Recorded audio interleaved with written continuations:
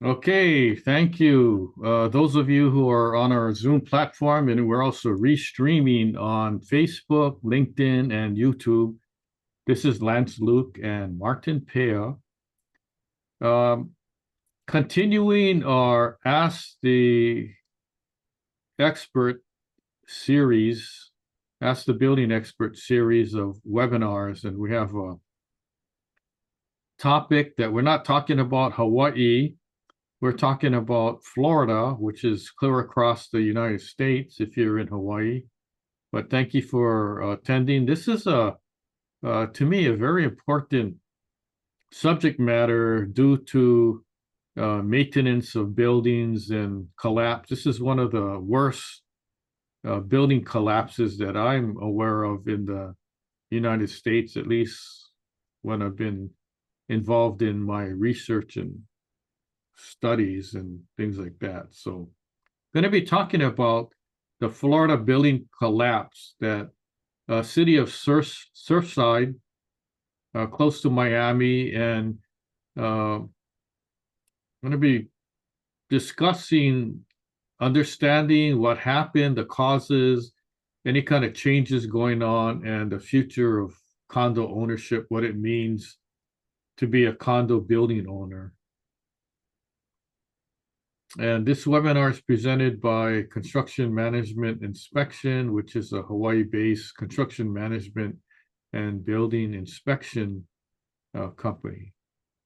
We also have a national building expert blog, and we'll tell you more about it. So let's go right into it.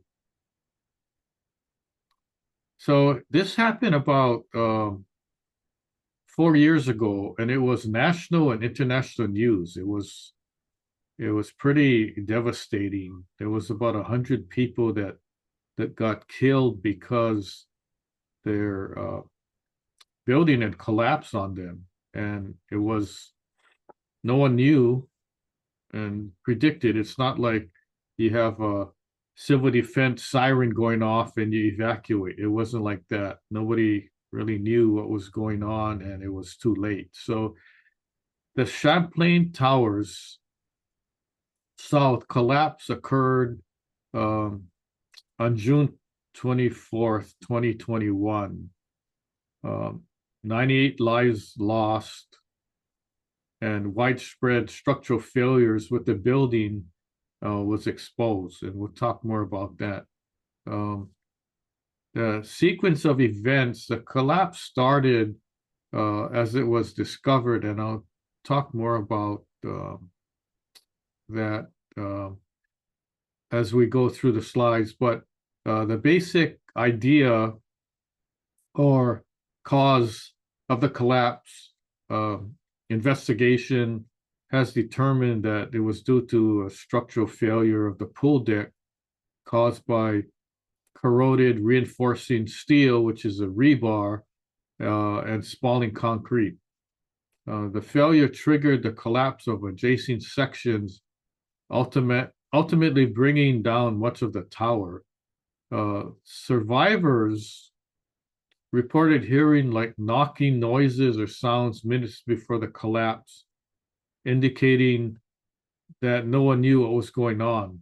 Warning signs weren't there. Although I'm going to talk about kind of red flags that would give people a heads up as to what could have happened and what did happen.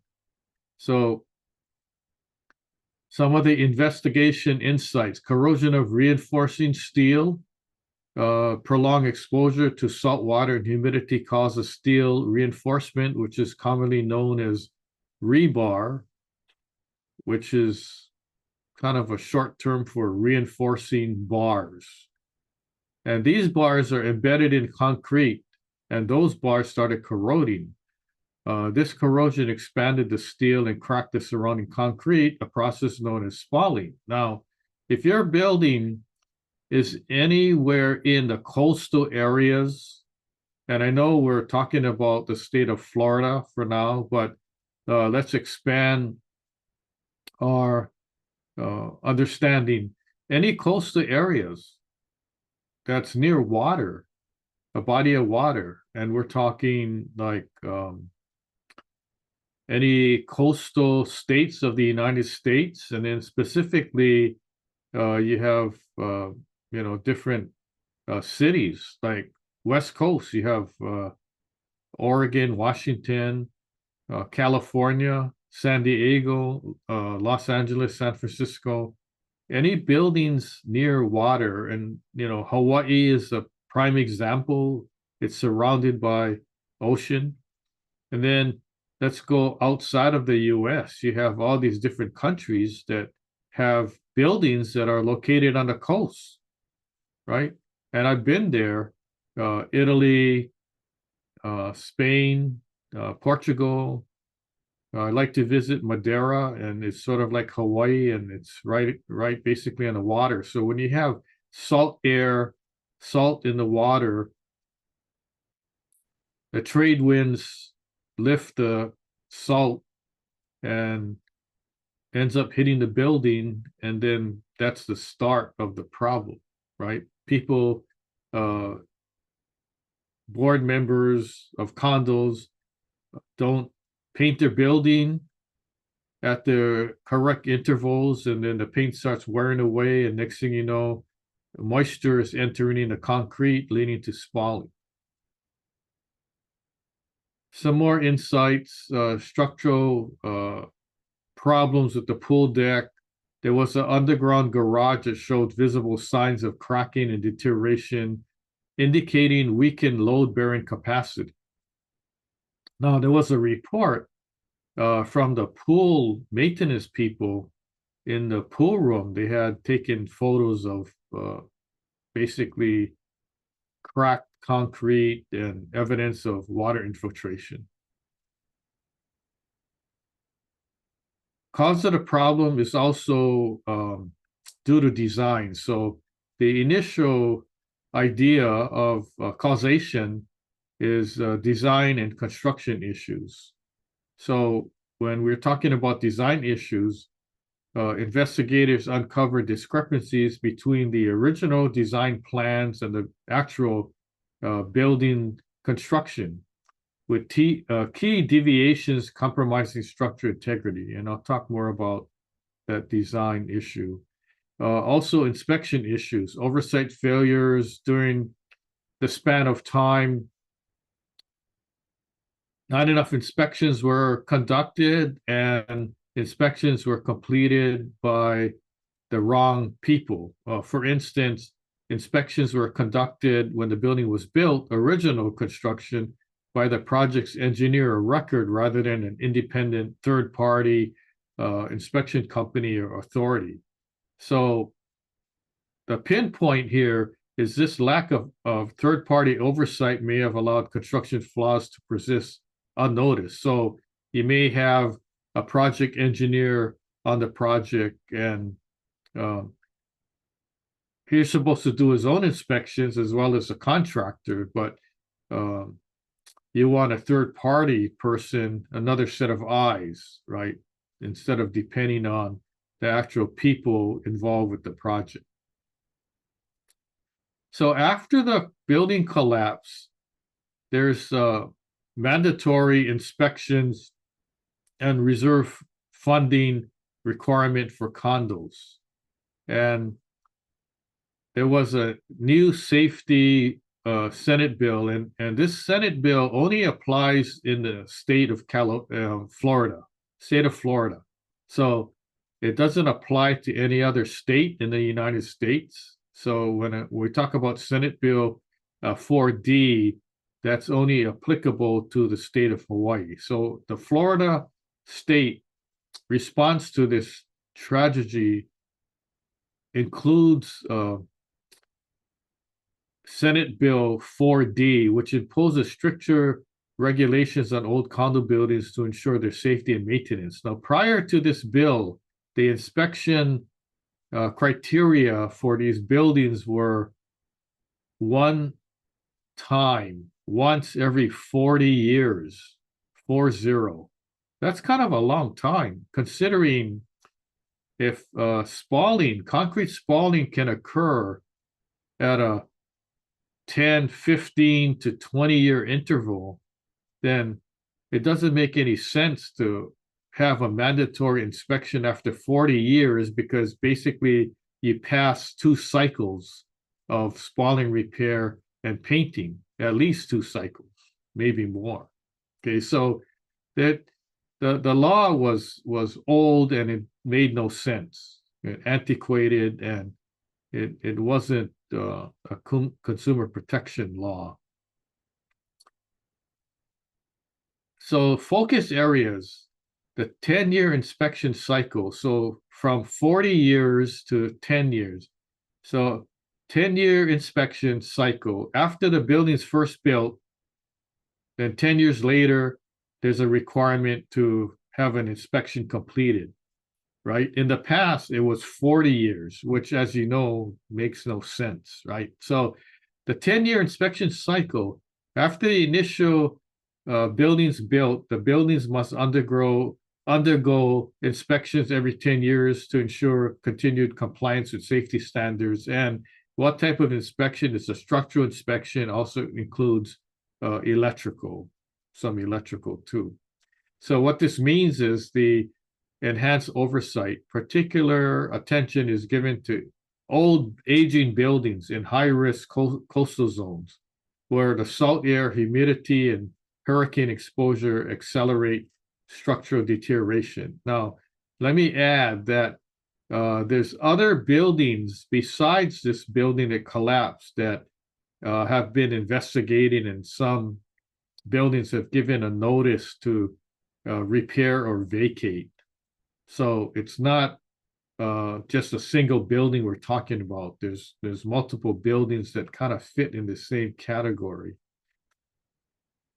As you know, if the building's not fixed up, there's a financial impact to getting the buildings fixed up, right? So in a condo situation, all condo owners are participants in raising money, for the outcome, for the repairs. Now, you cannot, as a condo owner, just because you don't use some of the amenities, you cannot opt out and decide how much you're going to pay. It's all dictated by your condo board, and you pay, normally it's a percentage of common interest. So every unit has to pay their maintenance fee.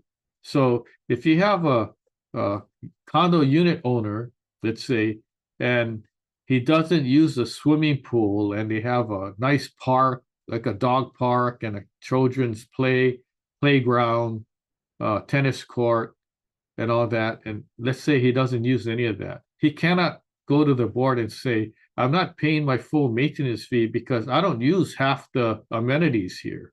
Or this is a vacation rental. I'm not even here 6 months out of the year, so I shouldn't pay my entire maintenance fee.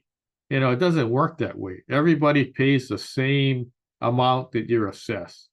Now, what happens if your reserve budget is too low, and your maintenance fees aren't enough to pay for all the repairs? Okay, there's only 2 options. Well, basically there's 3, but I don't want to really discuss the third one. So the 2 options are, if your condo association doesn't have enough money, the 2 options are getting a bank loan or a special assessment to every unit owner. Now you might ask, well, what is the third option? The third option is do nothing, which doesn't work. Okay, so that's why I say there's only 2 options, either special assessment or bank loan. And people have told me, oh, well, why can't we just raise the maintenance fee? Okay, yeah, that could be one option, but in reality, you're never going to raise the maintenance fee enough to cover all the repairs. Okay, so can you imagine if your special assessment to fix things in the building was 30,000 or 45,000, or I've seen some situations where it goes up to over $200,000 per unit. I'm talking about per unit. So each condo owner would have to shell out that kind of money. how much of a maintenance fee increase would it cost to even pay for the $35,000 per unit? It's crazy. If you do the math, it ends up being double, three times, or 10 times the amount of maintenance fee you're paying. So if you're paying $1,000 a month in maintenance fee, all of a sudden you're going to jump to 10,000 a month. That doesn't make any sense. So the rising costs of maintenance and reserves are creating huge, significant financial burdens for condo owners and associations, especially those are people who are retired, senior citizens, they're on fixed incomes. You know, they can't easily just write a check for $50,000 or whatever. So the property values in older condos have dropped because buyers don't want to buy in those buildings, because once there's an inspection done, or they read the reserve study, or they say, well, can you give me a list of items that the building needs to fix?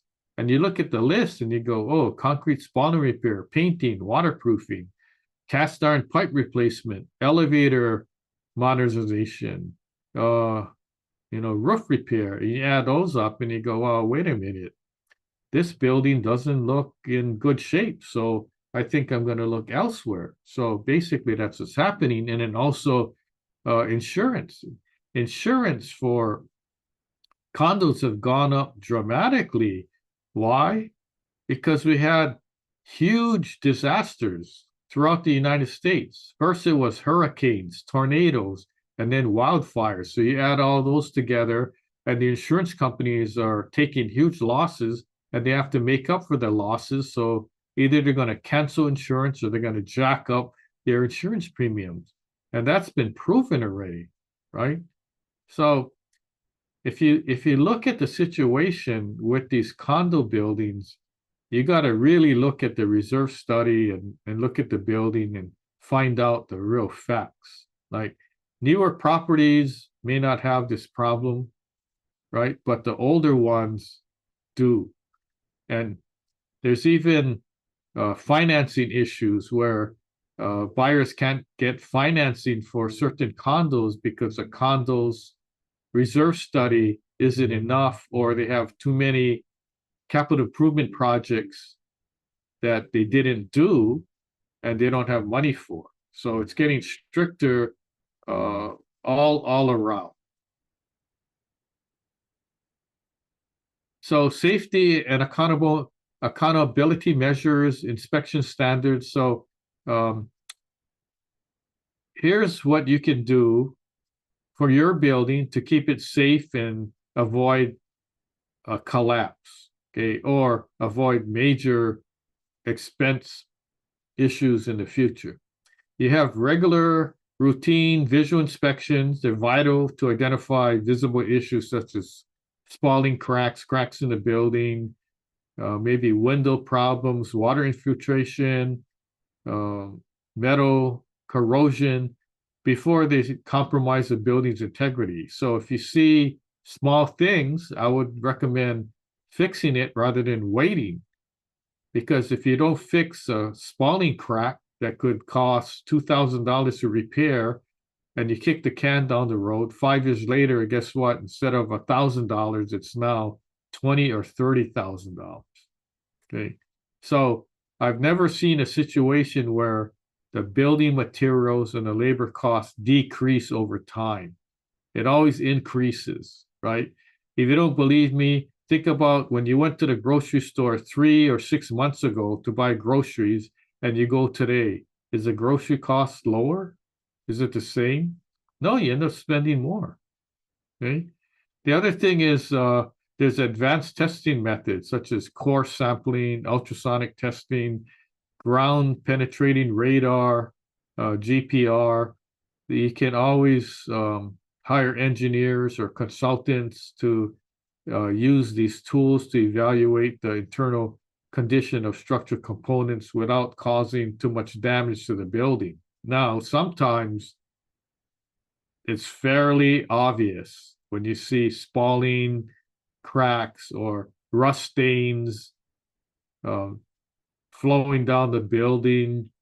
that kind of thing. So uh, with this Florida building, it was really obvious, and they had reserve study done. They had engineering studies, and it all pointed to you got to fix your building to the tune of $15 million, 15 million.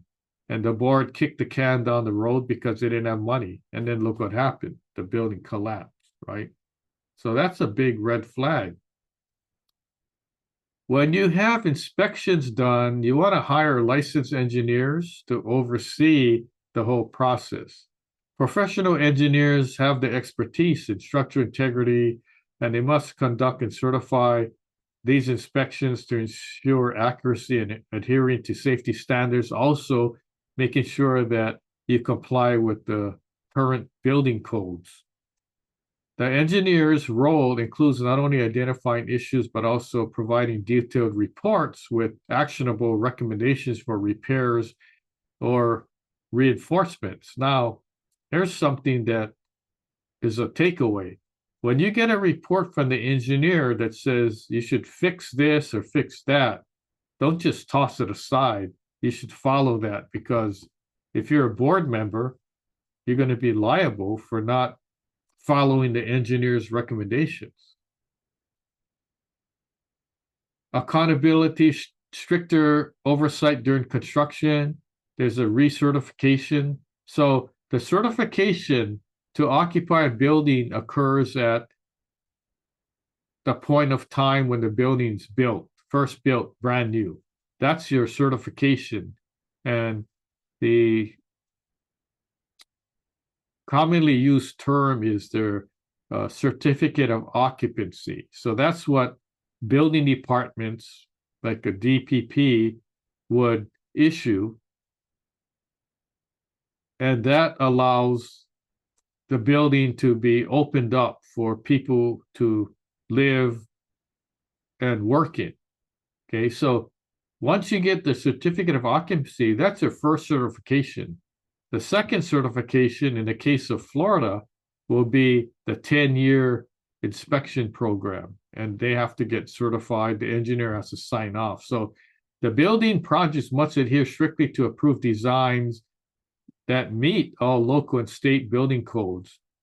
And this requires rigorous third-party oversight during construction to ensure compliance. For older buildings, the regular recertifications, the 10 years, every 10 year, ensure that aging structures remain safe and any deterioration is addressed properly. Now, a question may come up if you're located in Hawaii, which we are, and you ask, well, is there such a 10-year certification in Hawaii? And the answer is no. We don't even have a 40-year recertification. So what happens is the building's built brand new. They get their certificate of occupancy, and it doesnn't matter whether it's residential or commercial, right? Commercial buildings, let's say if it's an office building, no one's going to live there, but you still need a certificate of occupancy because that allows people to occupy the building and work there, okay? Shopping centers, same thing, right? You need the certificate. So in Hawaii, there's no 10-year, 20, 30, 40-year. There's no any recertification. It's like Wild Wild West. And if you ask the building department, well, how come? They say, well, we expect every building owner to self-manage. So we expect them to, know when they're supposed to have inspections done, when they're supposed to repair the building and all that. But let me tell you, based on my experience, that doesn't work. Why doesn't it work? Because of this typical example of buildings collapsing or major spalling repair and all that, right? So you cannot depend, if you're a condo association and you're a board member, you cannot depend on your property management company. They can only do so much. They don't hold your money, right? It's your money, and you're the one that has to agree to it as a condo board member.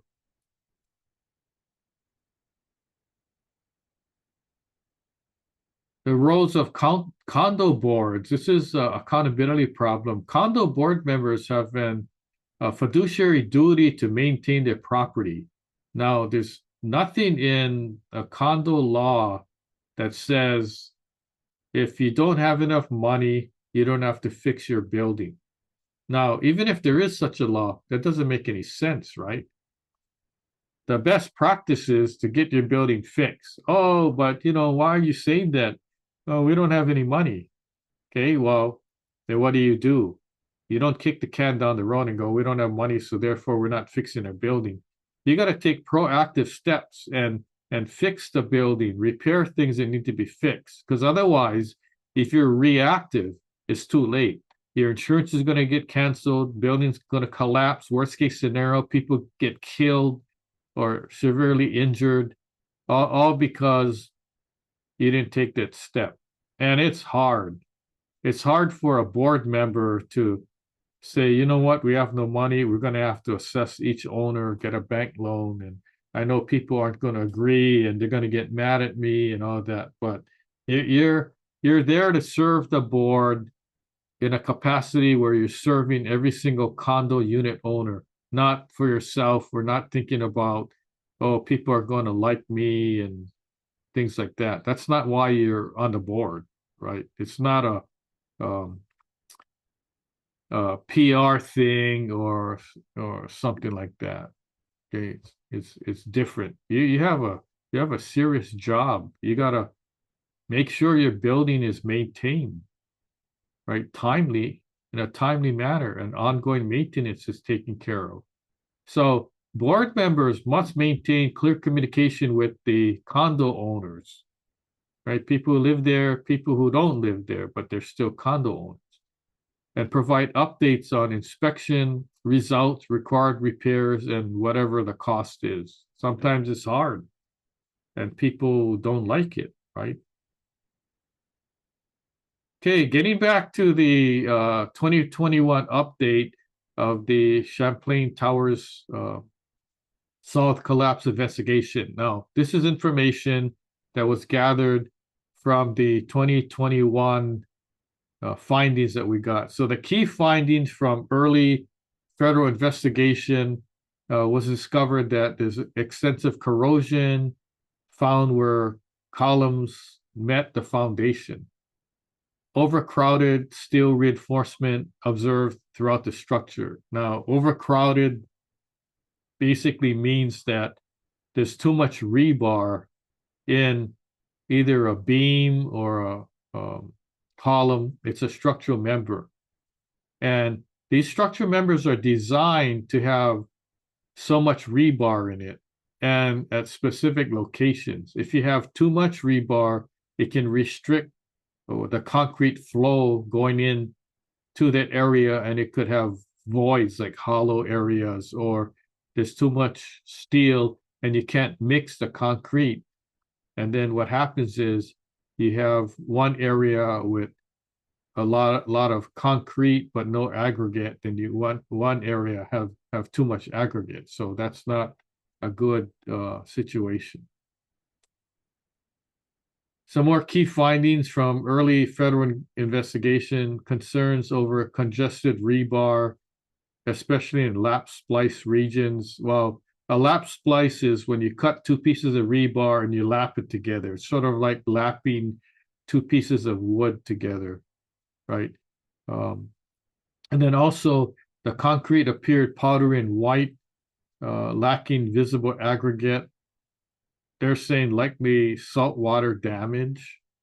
So as part of the investigation, they actually took samples of the rebar to determine the extent of corrosion and samples of concrete. Okay, and this is all from the collapsed building. Some more issues, questions raised about construction quality and inspection failures. Early engineers that came on criticized lack of action despite visible signs during 40-year inspection. So there was a 40-year inspection done, and the results were not good. Okay, so let's fast forward to this this year, 2025. So this is the latest February NIST report to Congress, and NIST stands for the National Institute of Standards and Technology. And a lot of people never heard of that agency. It's an agency um, as part of the government, and it's part of the U.S. Department of Commerce. And what they do is they get involved in researching uh, AI, cybersecurity, energy, engineering, and all that stuff. So this building collapse was so big that it actually involved this agency from the government that was appointed as the agency in charge of the entire investigation. So that's basically what the deal was. So as part of the investigation process, uh, this agency analyzed 300 plus structural failure points under 25 hypotheses. So they create these models, 3D models, to try to figure out, well, what happened? How come this building fell down? Okay. Also reviewed 20,000 plus historical building records. So from the beginning of time, any building, any record of the building, any piece of paper or report or whatever, that was part of the investigation. Collected tens of thousands of civil litigation documents since March 2024. There were like over 100 plus lawsuits when the collapse happened, and it was like the next day or 2 days later. Uh, Processed 60 gigabytes of archival data, conducted 48 interviews, or there was more than that, with 92 more and 10 focus groups planned. So they're not done. They're still investigating. Some more information, structural material testing on 1,000 plus concrete and steel samples. So that's a lot. And then 108 geotechnical tests on soil, rock, groundwater, and foundation. Geotechnical is like soil engineering. So they're taking samples of the soil, rock, water, foundation, and all that. So they're determining what were the causation factors of the building collapse. So not only the building with the concrete and steel, but they're testing the ground too, and any kind of moisture or water in the ground. Full-scale testing of building replicas are underway at two universities, University of Minnesota, University of Washington. What's the goal? The goal, refine models to determine probable collapse, initiation, and sequence. So that's ongoing also. If you look at the image, this is a core sample. It's a concrete sample taken, and they do a compaction test to determine the quality of material and whether it compacted properly or too soon, whether it was too soft, and they go by the PSI of the concrete. And then the latest update, June 2025, investigation status.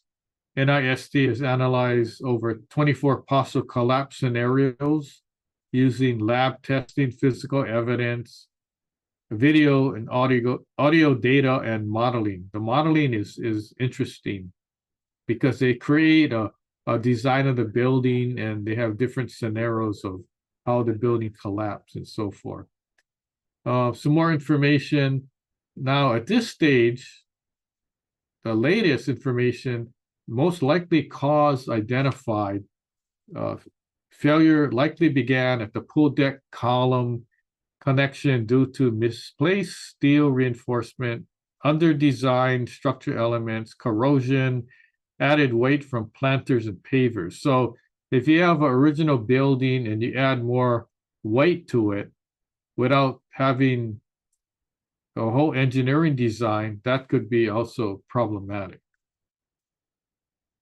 Potential weaknesses in tower columns and beam joint areas are also being studied, so there's continued research. Here's the latest ruled out causes of the collapse. No evidence of soil-related issues. Karst, sinkholes. Karst is like a sinkhole or a hole in the ground where there's a void there. No sign of foundation or pile failure. So we're getting narrowed down as far as the focus of what the cause is. Waveform analysis of video, audio help refine the timeline of what happened, and also interviewing survivors contributed to confirming the sequence of collapse. Systematic failures in design, construction oversight, and record keeping weaken the structure from the start. Now, how is record keeping weakening the structure? Well, if you keep records and you just file it away and you don't really follow up with it, that could be problematic. The final report is expected in next year in 2026 with potential implications for building codes and inspection protocols. So what's going to happen is after the report's done, the building code agency is going to look at the findings and see how they're going to have different committees to see how building codes can be written better to compensate for problems like this so it doesn't happen again. And basically, that's the whole thing in a nutshell. And let me go through this. What you missed, we give in a lot of webinars, which are on our website that you can go to. And what's coming up, we have 2 webinars next month. The first one is what happens after a flood. So I'm talking about remediation versus reconstruction. You got to get the water out of there. Then after that, you got to deal with the mold if there is any, and fix all the damages. Okay, and then after that, I'm going to be talking about, this is a very good subject, the definition of good workmanship in construction. So if you ever have an issue with a contractor with whether they built something good or not, I'm going to be going into detail about what's the difference between good workmanship versus general workmanship, or we followed the code, but there's still a problem. Okay. Here's our main website, askbuildingexpert.now.site. And that's the site you can sign up for webinars. You can listen to other webinars we've given in the past. There's a bunch of other websites you can go to. We call those expert websites. We have a National Expert blog that there's a link to, which you can check out. And then, like I mentioned, our webinars that we've been giving. And then we have different books. So far, there's at least 50 to 60 books that you can check out if you want to. And then, oh yeah, this is a Florida building collapse book that I wrote specific to the Florida building that we talked about. We have a special website called floridabuildingcollapse.now.site. And then we have a couple other websites, Condo Expert website and Construction Experts website. And now we get to the Q&A. So I'm going to turn it over to Martin, see if any questions or comments came in. So Martin, Yes, bring you Lance, back in. I'm here. Okay, good. Good job, good update. All right.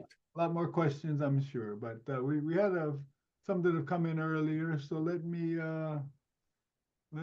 ask you a few of them here. The first one here is what were the main warning signs that led to the Champlain Tower South collapse, and how could they have been addressed earlier? Well, there was a series of inspections done, and also the reserve study, and these were in the course of years before the collapse. And that was a red flag. What happened was there were photos of spalling, beams, columns, bad condition that needed to be repaired right away. Even an engineering report said you got to fix, the building now, not later. So those are red flags that occurred through the documentation review. So it was obvious that there were signs of problems with the building, and nobody really fix anything. So that was the problem, right? So they knew about the problem. They knew that it needed to be fixed, but nothing was done because of the money issue. So that's what happened.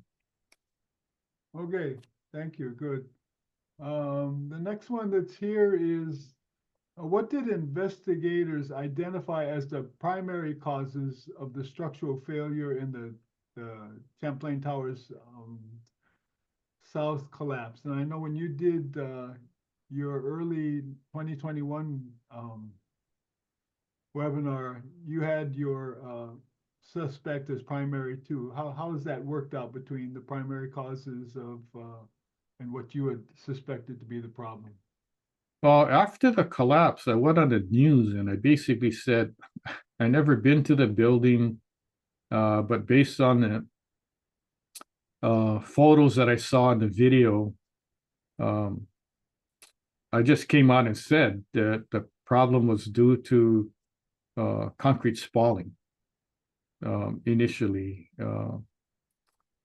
and that's part of the cause based on their investigation to date. But there's other factors that go along with that. So not only the lack of maintenance, concrete spalling, they're saying maybe there was the concrete wasn't that good, or the reinforcing steel wasn't placed in the right locations, those kind of things. But I think, in my opinion, is that if the spalling was abated in a timely manner, even if the building wasn't designed properly and the concrete maybe wasn't so good, I think that would have saved the building from collapsing. But that's just me saying that without really knowing all the details. So I'm anxiously awaiting the report to come out so I can read it thoroughly and figure out, what the investigation results were. Very good. Yeah, I remember what you said then too. All right. Okay, the next question here is how does the Florida Senate Bill 4D aim to prevent future incidents? And what are the key requirements for older condo buildings under this law? Well, basically, if the building didn't collapse, there wouldn't be such a bill or such a law. And this is a reactive thing. What happened was the building collapsed and the government got involved, and they said, you know what, we got to do better. So that's how it came about. And the criteria is that you're forcing these older buildings to get their buildings inspected and fixed so that this collapse of a building never happens again. And that's the whole idea. So unfortunately, it's a reactive situation, but fortunately, there's something positive, and all these other older buildings can actually have inspections done, and now they're forced to. It's not if they want to, right? So they're mandated by law to have inspections done, and with the inspection, now they're going to be mandated to do the repairs. So the bottom line is the government doesn't want to see buildings in this shape, old buildings falling apart and all that. So it's easier for them to go in and condemn the building and have everybody move out than have to deal with investigating a situation where a building collapsed and almost 100 people died. Okay, good. Well, let me throw in my question at this point. We have a couple more, but you mentioned that we don't have an inspection schedule, or like inspecting the Hawaii buildings every 10 years or whatever. Right. So what's the risk that we could face the same kind of situations here? Well, there's a big risk, especially if it's a condo building or an apartment building or any kind of building where the owners don't check their building or hire an engineer and follow their engineer's recommendations. So without the government involved, and there's pros and cons. A lot of people say we don't want the government telling us what to do. We're a condo. Okay. But a perfect example is this Florida building that collapsed because they didn't want the government telling them what to do, but the board didn't take the proper action. And this is what happened, this big tragedy where people died.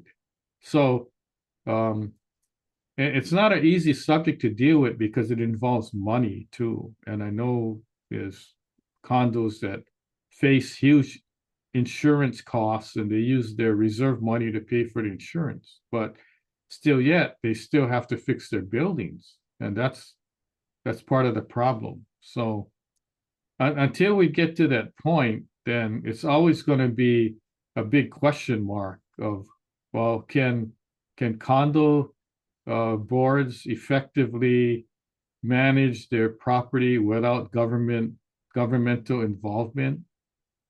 And part of the answer is yes, and part of the answer is no.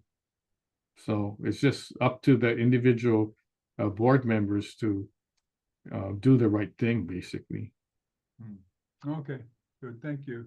Yeah. Let's see, I get another question here that's come in is, how have the new safety regulations impacted condo owners financially? And what challenges are they facing with special assessments and repairs? Well, like I mentioned before, there's not enough money in reserves. So in order to put money back into the reserves or raise money to fix big capital improvement projects, there has to be either a construction loan applied for or a special assessment. There's no magic wand or anything. The problems aren't going away. If your roof leaks or you have concrete spalling, it has to be fixed, right? And it has to be fixed sooner than later, because if you wait too long, it could be a bigger problem. Let's take cast iron drain piping. It's old and it's in a condo building. If it bursts on a unit on the 30th floor and it floods every single floor down below and the ones nearby, now instead of one unit, you have 50 units involved in having to deal with the flood and the damage and all that. So that's why the insurance companies are really wanting to make sure that the buildings are fixed up, and otherwise, why would they take the risk? Okay, and I guess the answer from the insurance company's side is that if they're not going to do the repairs, the insurance is either going up or they're not going to insure, right? That's what they're kind of facing now. Yeah, and they can do that. Yeah. They're in the position to make that statement. Right. Okay, let me see. I think I get one more question here, and it is, what practical steps can condo boards and residents take to improve safety and maintain the structural health of their buildings? Follow your advice, yes. Very easy. Just have inspections done. I mean, if initially you want to have your property manager or site manager, resident manager do it, or a board member or a committee walk around the grounds, take a look at stuff. That's the first step. Second step is hire a professional, hire an engineer, somebody that can go around and look at these things for you and give you a report. And then third step is discuss it. And if there's things in the report that need to be done, it's better to get it done than wait and then becomes a bigger costly problem in the future. So that's my advice. Hey, Martin, I noticed that somebody posted a question in the chat. So are you able to read that? Oh, in the chat. Let me check. Oh yeah, I see it here. It says, "Are we blessed with third-party independent building oversight for all the new projects in Kakako?"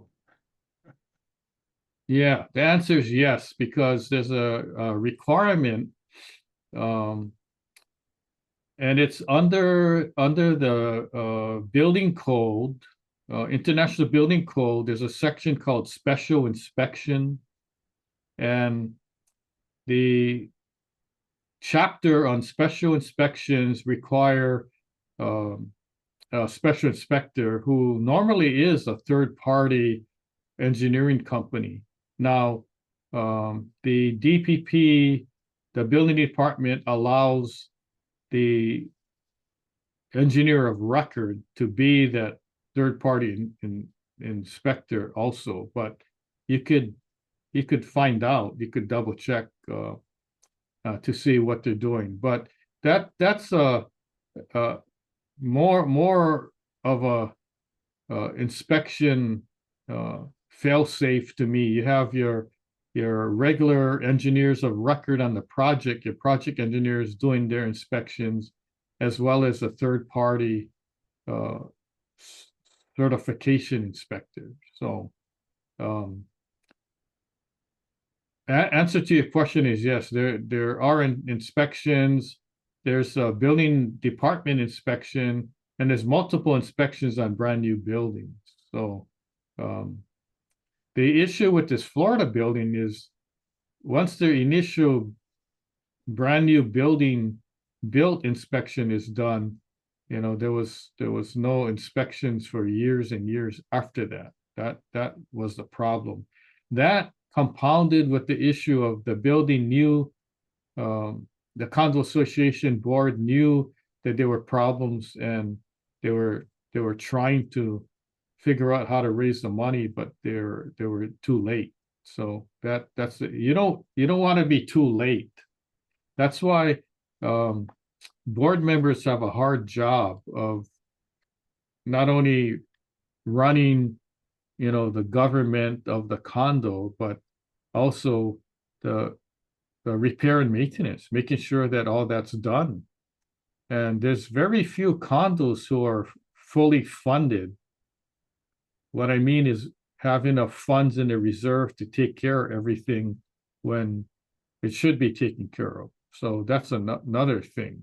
So the main thing is just try to be more proactive and get more things done.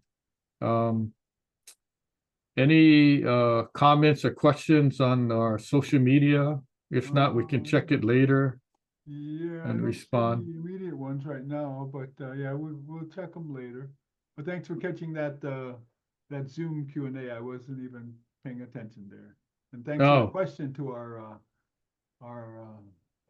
Zoom attendee. yeah. So if you guys that are on Zoom or on social media, if you have any questions or comments, please post, and we'll be able to get back to you. Of course, once we log out of Zoom, you won't be able to post on Zoom, so you can post through our website or find us on social media, Facebook, LinkedIn, YouTube. And we pride ourselves in responding to every single question that comes up. And we welcome your comments. Also, if you have any ideas for future topics for webinars, let us know, because we're planning next year's webinar series already. So we're compiling a list of topics that we're going to discuss and come to an agreement on. So I know we're basically running out of time, but I want to thank you guys for attending. Stay tuned for our future webinars and sign up if you can. If you can't make it, because you're working or you have other commitments during the day and time. Sign up anyway, because when you do that, our system will email you the link to our webinar video. So if you can't make it, you can still get the link by signing up. So you're not, we're not, if you sign up and you don't make it, we're not going to send you a nasty email saying, hey, you signed up and you never attended. What's up? None of that stuff. We're nice people. Okay, so we're going to sign off a little early this time, and we'll hope to see you attending the next webinar. And on behalf of Martin and myself, we thank you for attending, and we'll see you next time. Aloha, mahalo.